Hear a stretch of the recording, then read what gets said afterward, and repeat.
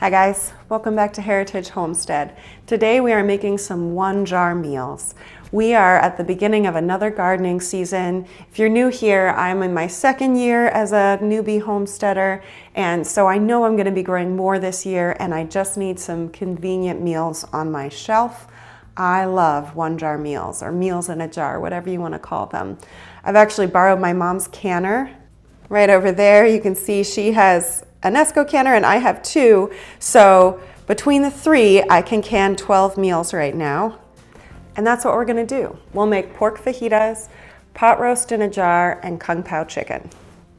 On a big canning day, I find that chopping is the thing that slows me down the most. I also just don't really enjoy chopping. I love to cook, but don't love to chop. So I always do my chopping the night before. I make up a chop list since I'm balancing a couple different recipes or juggling a couple different recipes. It helps me the night before to just compile all the things that need to be chopped. For example, several recipes use onions, but only one uses carrots. So if I can just sum up everything that I have to chop, it makes a canning day a lot more enjoyable for me. So you can see I've got my meats ready here. Here are my veggies, and that'll help things move smoothly. All right, the kung pao chicken recipe requires starting with a marinade, so I'm gonna put that on, and then we'll start with our first recipe, the pork fajitas.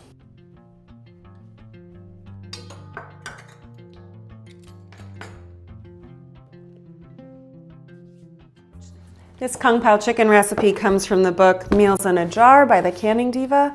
This book is newer to me, and I'm really excited to cook my way through it. It's just page after page after page of one-jar meals. I haven't seen this many recipes together in one place before, so I'm happy to have this. I'm gonna start with a 1/4 cup of soy sauce. So I've got soy sauce, rice vinegar, sesame oil, and ginger in here. My local grocery store was out of fresh ginger, so I'm using this stuff. Not quite as delicious, but it is easy. And then I'm gonna get the chicken in. I think I'll just pour this over the chicken. That makes more sense.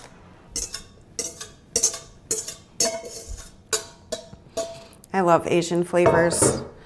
Just the smell of this is making me excited about this recipe. Let me make sure every piece is coated, and then we'll set this aside. Time for the pork fajitas. I want to be sure to note that the pork fajitas recipe, along with the kung pao chicken recipe, are not lab-tested recipes. These would be classified as rebel canning recipes, and I'm comfortable using them, but I encourage everybody to do their own research and decide what they are comfortable with for themselves. If you prefer to cook with lab-tested recipes, the pot roast that we're making today is from the Ball Canning book. I've put a timestamp in this video, so feel free to navigate ahead to the pot roast. All right, I've got my dried pinto beans. I need peppers, onion. Calls for diced roma tomatoes. I'm gonna use some of my crushed tomatoes I canned with my family this summer, pork loin strips, and fajita seasoning. Time to load the jars. These went through my dishwasher last night. I always try to make my life easier the day before canning and just run the jars through the dishwasher and they're ready to go in the morning. Okay, so each jar is gonna get a cup of dried beans.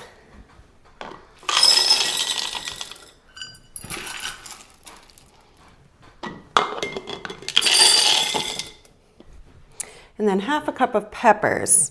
These are peppers from the summer garden. I froze them, and so they kind of condense down when they thaw. They've already given up their juices, so I might err towards a light 1/2 cup. I'm coming close to the end of my pepper supply from the summer garden. I was kind of disappointed to see it's coming to an end because I'll have to actually buy peppers, but then I did the math and realized I started getting ripe peppers in July. It's March. That's amazing. I mentioned I'm newer to homesteading. I mean, that's a big deal. I got enough peppers for what? Almost 9 months? 8 months? That's pretty cool. So it calls here for 1 diced Roma tomato. I'm gonna call that a 1/4 cup of crushed tomatoes. I bet that's about right. One of the reasons that I wanted to make this fajita recipe is because I always keep on hand all the other supplies for a fajita. I always have things like wraps and sour cream and cheese, and I keep canned jalapenos on hand now, and I keep salsa in the freezer. So meat is the thing that keeps fajitas from being a convenience meal for my family. If I can solve the meat dilemma, we can have a really good dinner in 10 minutes. A pound of pork loin. So I know that this is 4 pounds of meat. So I'm just gonna try to distribute it across the jars. Oof, this is gonna be tough to fit everything in. I just remembered that I wanted to add some broth to the bottom of the jar before starting to stack ingredients in, because it helps eliminate air pockets. I forgot to do it on this one. We'll do it on the next one. When I have these 1 jar meals on hand, I have to budget my use of them because they're so convenient that I just want to tear through them. So I usually set a budget of 1 a week, and I just think of it as my 1 freebie, that there can be 1 night in the week where I'm too tired for dinner, or time got away from me and I didn't start on dinner in time, and then I can just open a jar and have a dinner. I love a freezer meal. That's make ahead. I do some of those too, but the nice thing about a 1 jar meal is you don't have to plan ahead for it. I can decide at 4:30, I'm tired. Let's open a jar and have dinner. All right, time for broth.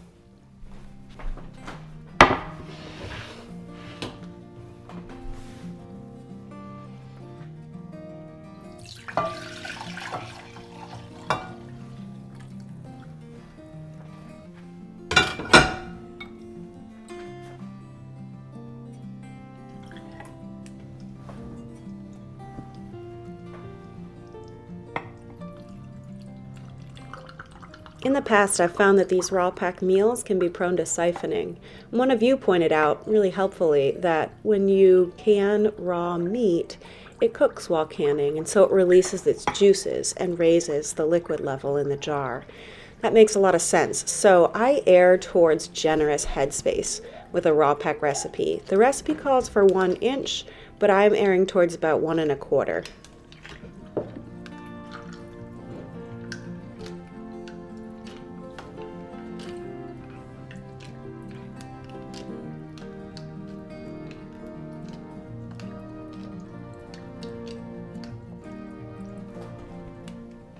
I just realized that I forgot my fajita seasoning.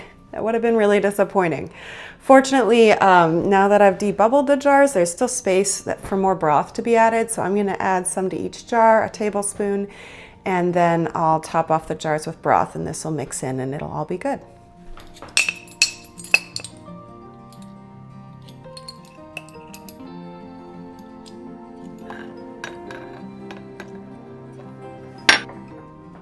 I've got a bit of vinegar water here. I'm just gonna wipe down these rims because there is a little bit of mess on them, and I definitely don't want it to interfere with the seal.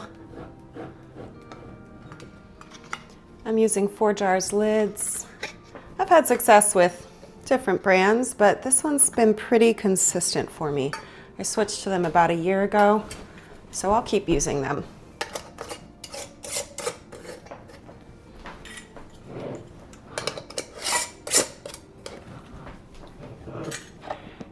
First recipe is ready for the canner. I've already got my canning rack inside, so I'm just gonna set these in. I'm not gonna actually start the canning process yet. I wanna wait until all 3 are filled. Do it all at once so that I don't have to juggle more things than necessary. All right, on to recipe number 2. Recipe number 2, pot roast in a jar. I've thought ahead this time, so I've got some beef broth in the bottom of each jar. This recipe comes from the all-new Ball Book of Canning and Preserving. This is the book that got me excited about one-jar meals. So there's a page in the middle that lists several one-jar meals, and you can see, give you an up-close look. You can see here the amounts that they list are for 2 quarts. So next to each amount, I list what I need for 1 quart. That way it's easy for me to scale the recipe to whatever amount I want to make. They list the amount for 2 quarts because that's the smallest number of jars that you can can at a time safely. So that's fine, it makes sense. But for me, I want to know what goes into each jar, and that way I can scale according to what I want. So I happen to buy a 3-pound chuck roast, and it calls for 1 pound per jar. So we'll make 3 jars today. I've lost track of my funnel. By the second recipe, my systems start to break down. Okay, here we go. I think I'm actually going to start with the seasonings. I'd like them to mix into the broth, and that way they'll just incorporate nicely. So we'll actually start, change my mind, with a cup of wine in each jar. Adding wine is optional. You can just do all broth.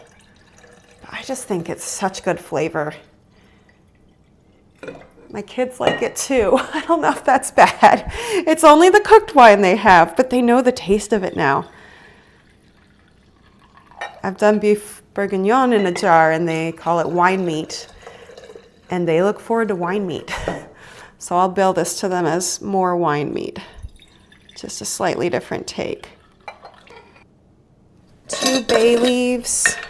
I'm sorry, I mean 1 bay leaf per jar. These are from my bay laurel. If you cook with bay leaves, I recommend a bay laurel. They're low maintenance, and it's nice to just constantly have a supply on hand. Then I'm doing a clove of sliced garlic in each jar. This is from the summer garden. Garlic's one of my favorite things that I grew last summer. It just really was gratifying. I like it. A teaspoon of salt. I'm using my Redmond real salt. It's what I use for everything. Of course, you can also use canning salt. Kosher salt works as well, but don't use iodized salt for canning. A teaspoon of thyme. I need to grow more of this year. And it's supposed to be a ½ teaspoon black pepper. I cannot bring myself to measure out pepper after I've ground it. I'm sure this is less than ½ teaspoon, but I'm okay with that. My kids are kind of sensitive to pepper. I need to build some spice tolerance for them. They think black pepper is spicy. That's it for the seasonings. Now we're ready for solids. I'm just adding a pound of cubed chuck roast to each jar. I'd originally planned on doing 2 recipes that called for beef today, but then I saw what the current price of beef is right now. We'll stick with 1. I've got ½ cup potatoes per jar. I am afraid I might come close to running out of room on this one. I'm happy to go light on the potatoes. Prioritize the meat. ½ cup of onions. I brought you along for planting my seeds last week, and my little onions are just starting to sprout. I'm so excited about it. These are getting really full, so I might have to go a bit light on the carrots. It called for a ¼ cup. I'll just do a little sprinkling on top. I'm glad I started with the most important ingredients here, the meat and those seasonings. I wouldn't want to have to go light on something like the meat. All right, time for some broth. It is nice having added that liquid first. It doesn't seem like there's a lot of air trapped in there. That just kind of met the liquid where it's at.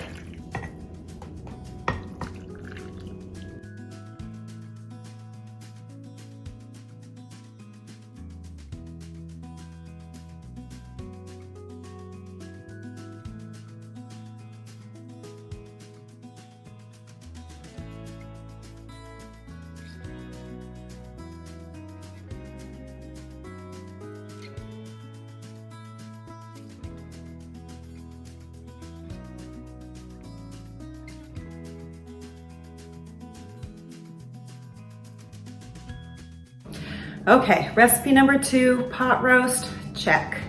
Now we're moving past the raw pack recipes. Those come together the fastest. The kung pao chicken will take a little more time. So all the chicken is going in.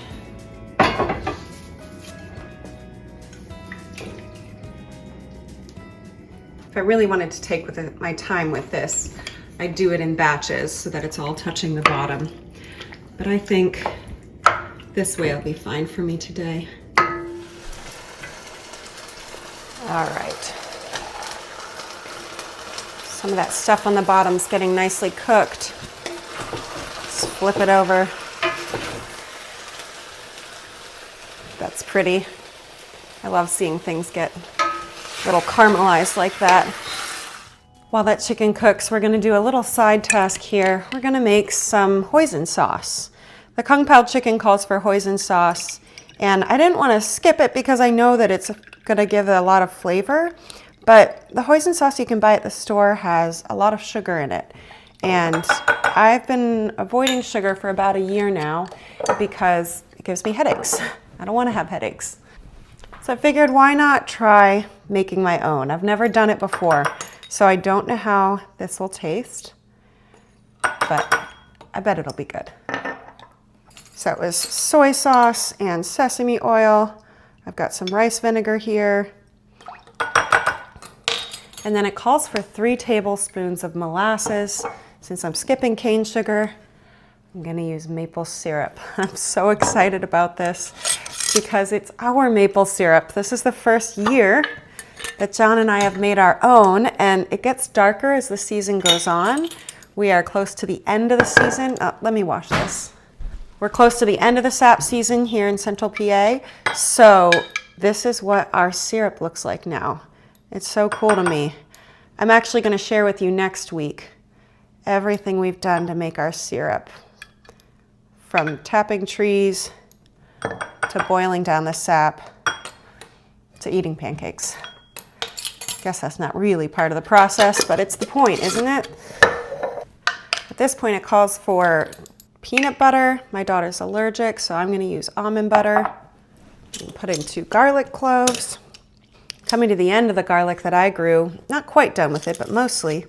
But my mom grew more than she can use, so this is some of hers. It's really nice, the exchange we have going. Although if I'm honest, it's mostly one way because she grows more. Well, because she's growing for just her and my dad, they often have extra. Putting in 2 teaspoons sriracha. A little bit of ground pepper. And I'm gonna blend this together. All right, this is going onto the stove. The heat will help that almond butter incorporate.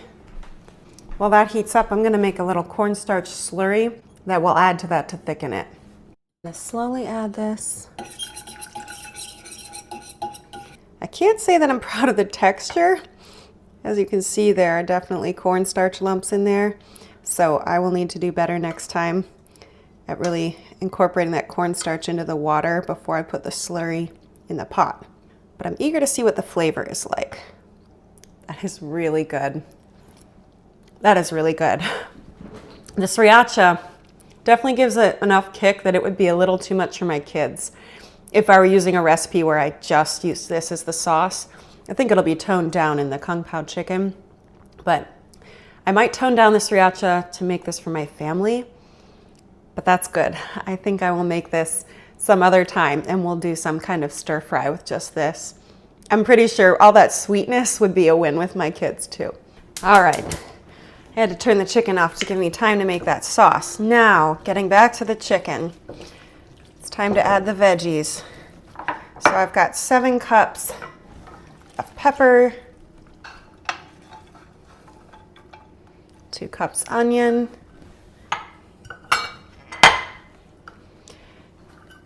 and a cup of celery. Look at that beautiful color. That is kitchen eye candy.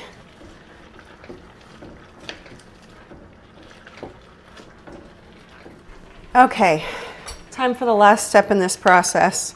Making my own hoisin sauce definitely made this a bigger project. I think if I were gonna do this again, I'd make the hoisin sauce the day before, and then this would come together a little more smoothly.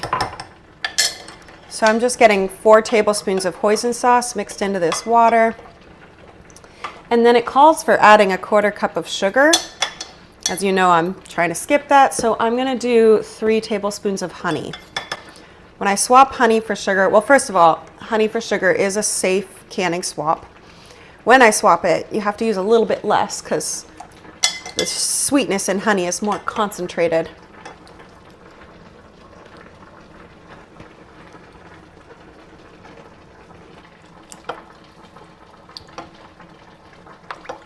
I'm adding in cashews, and then I'm ready to make it saucy.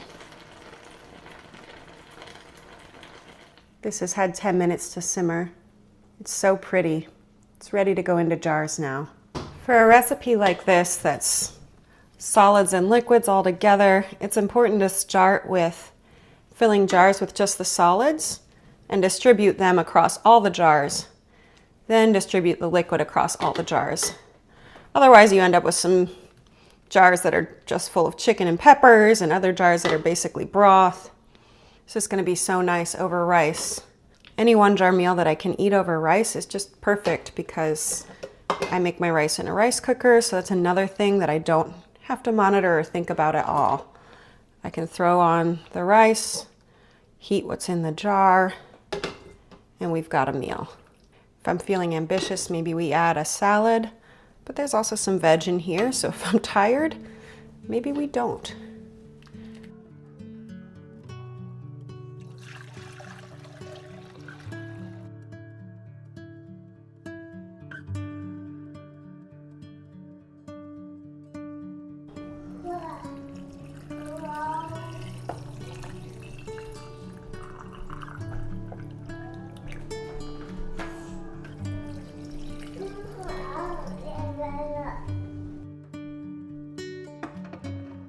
At this point, you've seen me put lids and bands on enough times that I thought we could skip it.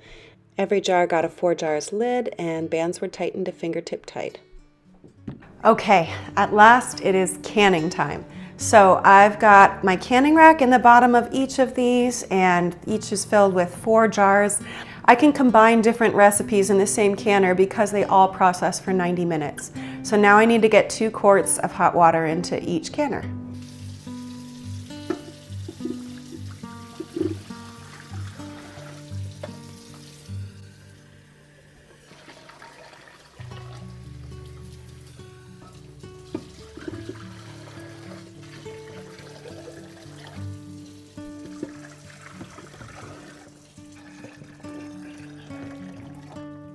I'm gonna close and swivel.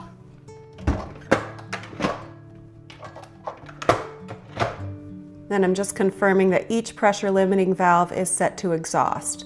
The dots are kind of confusing. Don't aim for pointing the arrow towards the dot. It's the region, so right there. So I'm gonna set to high, put 90 minutes on the timer, and start.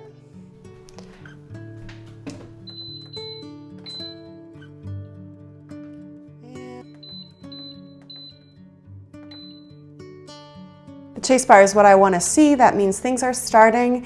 Now I'm just waiting to hear a beep when it displays E10. That's going to give me a 10-minute countdown of exhausting before I set my pressure limiting valve to airtight. So this one just beeped. You see it's showing E10, so it's starting the exhaust mode, and in 10 minutes it'll hit E0, and that's when I'm going to rotate the valve to airtight. I had to move this one around the corner because I tripped the breaker with that lineup of 3 in a row. I've done 3 before, but for some reason my house isn't liking it today, so that's why I'm here. All 3 canners have hit E0. Now I'm going to rotate the pressure limiting valve. I'm going to set this to airtight. You can hear the hissing has stopped on this one, but it's still going on the other 2. We'll just go around the corner. No more hissing now because they're sealed off. Now they're building pressure, and when they reach the appropriate pressure, they'll display 90 minutes. They'll start the countdown for the actual canning process. They're counting down. It happened pretty quickly, so I missed the moment where it displayed 90, but we're on our way. After the 90 minutes ended, I gave these over an hour to cool off. That's what's recommended, and they were ready to come out. Does anyone else feel nervous when they open their canner? I feel nervous every time. I guess I've just invested so much time in this project at this point that I don't want to find some mess or failure inside.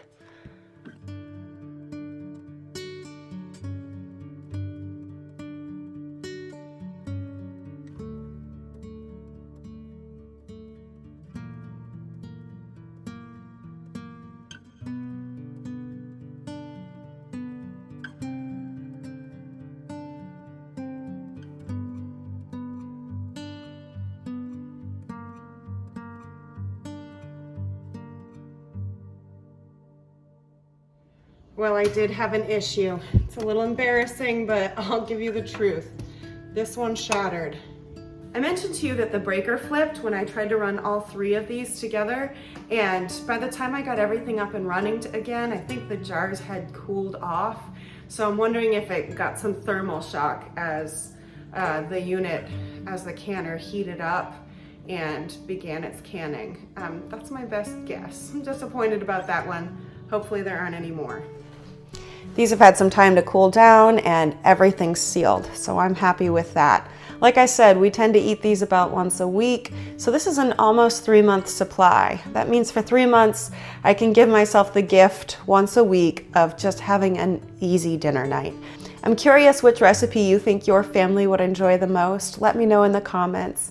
And if you enjoy canning, check out the playlist I've made. I've got a playlist of all my canning videos, and there's 2 more videos in there where I make meals in a jar, all different recipes from this, so you can check those out if you like these 1-jar meals.